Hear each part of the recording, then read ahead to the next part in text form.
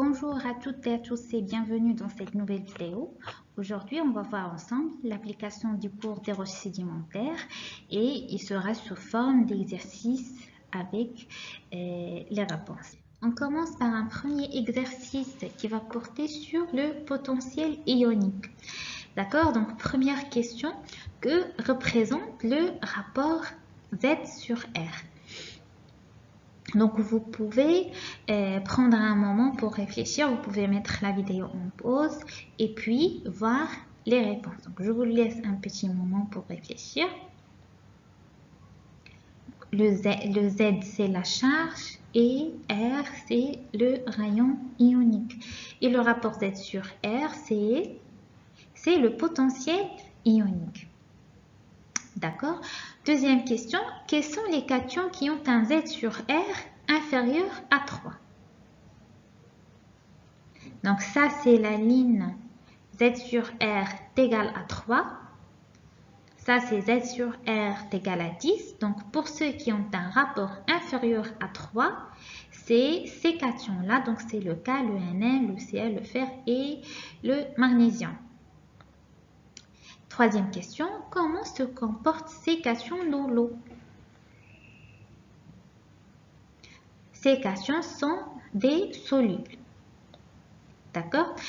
Quatrième question, quels sont les cations qui ont un rapport Z sur R entre 3 et 10? C'est le Fe, le Ti, le Al et le Mn. D'accord? Et donc, comment se comportent ces cations dans l'eau? Donc, ces cations, ce n'est pas des solubles, c'est plutôt des précipitants. Sixième question, quels sont les cations qui ont un rapport supérieur à 10? Donc, ces cations-là, c'est le bore, le carbone, le silicium, le phosphore, le sulfate et le N. Comment se comportent ces anions dans l'eau? Donc, c'est des oxyanions solubles.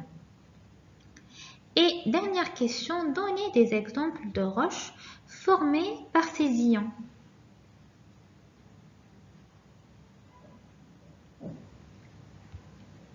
On prend par exemple le P, les roches, c'est les phosphates.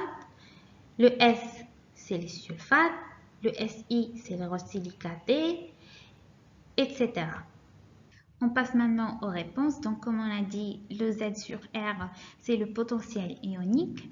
Donc, pour les cations qui ont un Z sur R inférieur à 3, sont les Na, le K, le Ca, etc. Et ce sont des cations qui sont solubles dans l'eau. Pour ceux qui ont un Z sur R entre 3 et 10, c'est le Fe, le Al, le titane et le Mn. Et ce ne sont pas des solubles, mais c'est des cations qui sont précipitants. Pour ceux qui ont un Z sur R supérieur à 10, c'est le bore, le carbone, le silicium, le N, le phosphore et le soufre. Et ces cations forment des oxyanions solubles dans l'eau. Et pour les exemples de roches formées par ces cations, c'est les sulfates, les carbonates ou des phosphates. On passe au deuxième exercice. Donc, sur cette image, quels sont les processus de genèse des roches sédimentaires?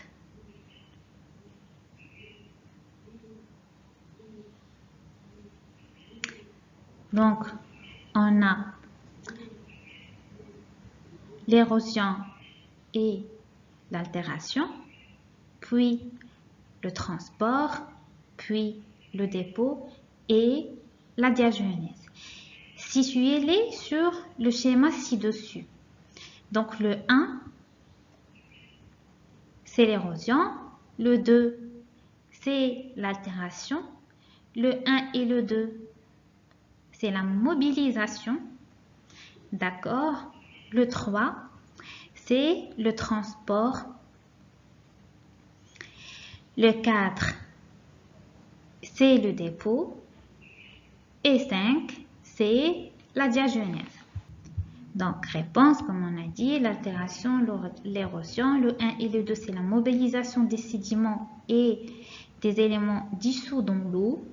Le 3, c'est le transport par l'eau, la gravité ou le vent. Le 4, c'est le dépôt, bien la sédimentation. Et 5, c'est la diagenèse, qui est un processus qui conduit à l'induration des sédiments en roche. 10e question, quels sont les facteurs qui favorisent la fragmentation mécanique de la roche? Réponse, c'est la présence de l'eau, des fractures, des failles et des classes, les joints sédimentaires et aussi les clivages des minéraux. Donc, c'est généralement la présence de l'eau et les ondes de faiblesse qui sont comme des exemples, les fractures, les failles, etc. D'accord? Et il y a aussi les variations de température. Lorsque les variations sont très élevées, donc des températures qui sont très élevées, on parle de thermoclastie. Et lorsque les températures sont basses, on parle d'alternance de gel-dégel.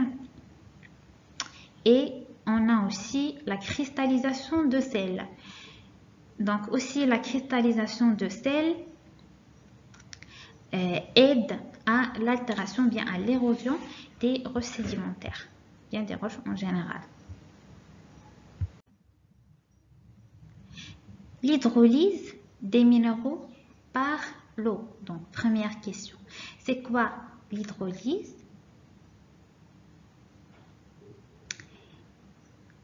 Et on a deux types d'hydrolyse, lesquels?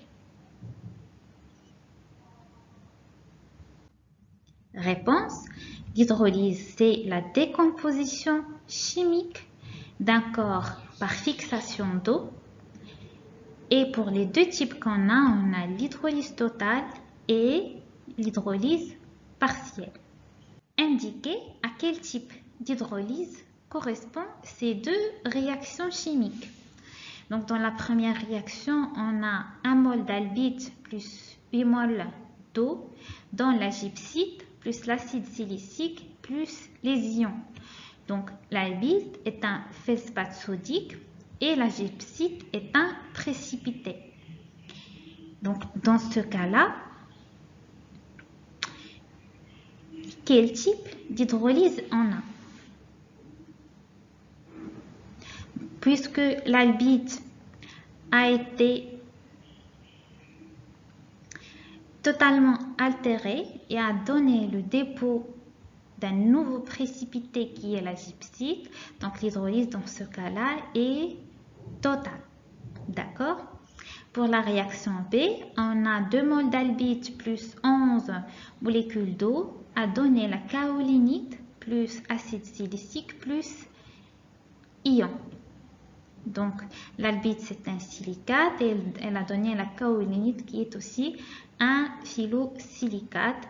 Donc dans ce cas-là, l'hydrolyse est partielle. Pourquoi? Parce qu'on a juste une transformation d'albite en kaolinite.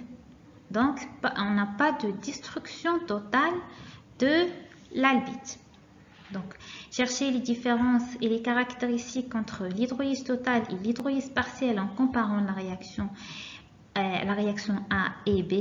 Donc, c'est ce qu'on a dit. Donc, pour la réaction A, on a l'hydrolyse totale. Pour la réaction B, on a l'hydrolyse partielle. Donc, dans le premier cas, l'albite est complètement détruite et elle se compose en hydroxyde. Donc, pour l'hydrolyse totale, c'est généralement elle se forme lorsqu'on a un lessivage intense dans un climat chaud et humide. Pour l'hydrolyse partielle, donc c'est lorsqu'on a 2 mol d'albite plus 11 mol d'eau qui a donné de la kaolinite qui sont des argiles. Donc ici, l'albite n'est pas complètement détruite. Elle se transforme en argile et elle se produit lorsque le lessivage est modéré et lorsque le climat est tempéré. On passe maintenant à un autre exercice. Donc, on a un schéma où on a le A, le B et le C. Donc, première question, comparer le lessivage des roches par l'eau entre A, B et C. Donc, pour A, comment il est le lessivage? Il est modéré. Pour le B, on a un lessivage qui est faible et pour le C, on a un lessivage qui est intense. Où se forment les calcrètes et les silcrètes et par quel mécanisme? Est-ce que les calcrètes et silcrètes, est-ce qu'ils se forment en A, en B ou en C? Donc, ils se forment en B. D'accord? Donc, regardez, formation de calcrète et de silcrète. Et par quel mécanisme? Donc, ici, puisqu'on a un lessivage faible, on a une forte évaporation et du coup, formation de calcrète et de silcrète. Donc, l'eau ne lessive pas trop les roches et lorsque le milieu est très enrichi en carbonate, on aura formation de calcrète. Pourquoi? Parce que c'est juste ces eaux qui lessivent et qui déposent dans le même milieu d'autres roches qui s'appellent des calcrètes et des silcrètes, d'accord? Et lorsque le milieu est enrichi en silicate, on aura formation de silcrète. Donc c'est par le mécanisme de la forte évaporation. Autre question, où se trouve la cuirasse latéritique? Est-ce qu'elle est en A, en B ou en C? Elle est en C. Donc regardez, c'est la cuirasse latéritique. Dans quel cas l'altération physique domine l'altération biochimique? C'est en A. Très bien à ceux qui ont donné la bonne réponse. Donc c'est l'altération mécanique, bien physique, qui domine l'altération biochimique. Et dans quel cas l'altération biochimique domine l'altération physique? C'est en C où on a le lessivage intense, donc l'altération biochimique qui domine. Donc ici, on a un lessivage modéré, donc les roches se lessivent et cette eau aide surtout à la fragmentation des roches, donc l'altération mécanique. Par contre, là où on a de lessivage intense, donc c'est l'altération biochimique qui domine parce que les roches se lessivent, on a beaucoup d'eau et donc c'est biochimique.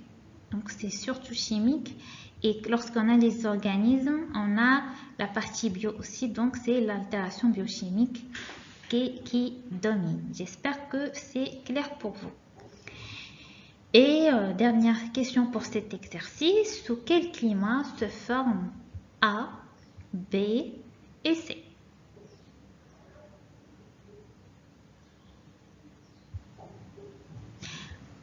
Donc A, où on a le lessivage modéré, c'est un climat qui est tempéré. En B, le lessivage est très faible et on a forte évaporation, donc c'est un climat qui est aride. Et là où on a un lessivage très intense, c'est dans le climat qui est tropical. On passe maintenant à un exercice sur le diagramme d'Holmström. Donc, première question, comment Holmström a établi son diagramme?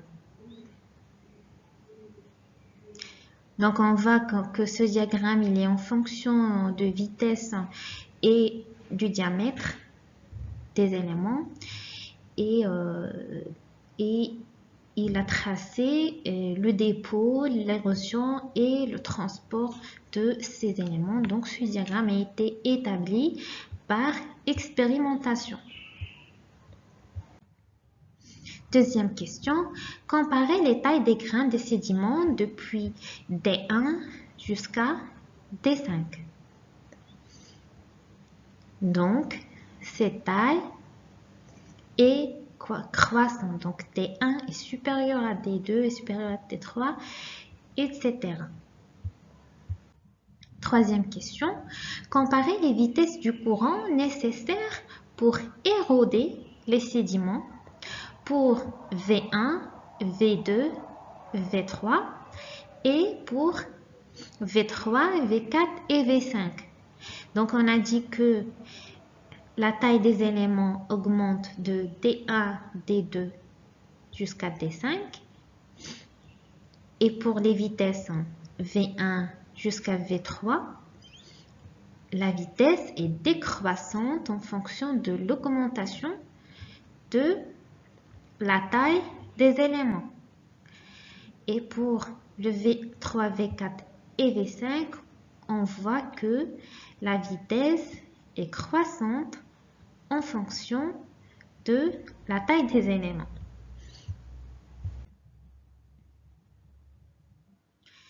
Donc, quatrième question, est-ce que les sédiments D1 et D2 s'érodent de la même façon que les sédiments D4 et D5? Donc, qu'est-ce qu'on a dit? On a dit que pour V1 et V2, la vitesse elle est décroissante. Donc, par contre, pour V5 et V4, la vitesse est croissante. Donc, la réponse est non. Le D1 et DE ne s'érodent pas de la même façon que le D4 et le D5. Cinquième question, comment peut-on expliquer ces différences? Donc, pourquoi le D1 et le D2 nécessitent une grande vitesse pour s'éroder alors que c'est des petites particules, contrairement à D4 et D5? Donc, réponse, les argiles, ce sont des phyllosilicates et ils ont la capacité de s'agglomérer et de consolider facilement au contact avec l'eau, pas comme les sables. D'accord? Donc, les sables, ils sont faciles à s'éroder. C'est pour cette raison ils nécessitent une faible vitesse pour être mobilisés. Par contre, les argiles et les siltes, ils s'agglomèrent et ils nécessitent une grande vitesse pour qu'ils soient mobilisés. D'accord? Et pour les graviers et les blocs, la vitesse est croissante et ce qui est logique. Pour un grand bloc, il faut une grande vitesse pour qu'il soit mobilisé en le comparant par un petit bloc dans le cas des graviers. Sixième question pour cet exercice, comparer les vitesses des courants nécessaires pour déposer les sédiments constitués de D1 jusqu'à D5. Donc, on a vu les vitesses nécessaires pour l'érosion. Là, c'est des questions sur les vitesses de dépôt. Donc, depuis D1 jusqu'à D5. Donc, on voit d'abord comment on fait. Donc, on regarde le diamètre et on le projette jusqu'à ce qu'il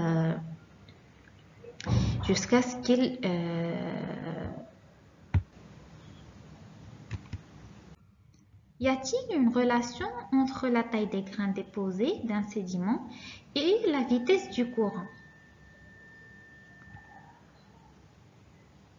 La réponse est oui, comme on a dit, que la vitesse augmente en fonction de l'augmentation de la taille des grains. La réponse, c'est le diagramme, comme on a dit, est établi par expérimentation. La taille des grains augmente depuis D1 à D5. La vitesse du courant pour éroder les sédiments est décroissante de V1 à V3 et croissante de V3 à V5. Pour la question 24, pour D1 et D2, plus le sédiment est fin, plus sa vitesse d'érosion est grande. Pour D4 et D5, plus le sédiment est fin, plus sa vitesse d'érosion est petite. Les sédiments plus fins sont plus riches en argile qui forment des flocons qui s'agglomèrent pour former des particules plus grosses dans l'eau. Et c'est pour cette raison qu'il nécessite une grande vitesse pour qu'ils soient érodés. La vitesse des courants nécessaires pour déposer les sédiments croît de D2 à D5. Pour D1, le sédiment ne se dépose pas, il reste en suspension. D'accord? Pour la question 27, c'est oui. Et donc la taille des grains, plus cette taille augmente, plus la vitesse du courant est grande pour le déposer. Ainsi s'achève notre présentation. Je vous remercie pour votre attention. Et si vous avez des questions à me poser, n'hésitez pas à me laisser des commentaires. Merci encore une fois et à la prochaine.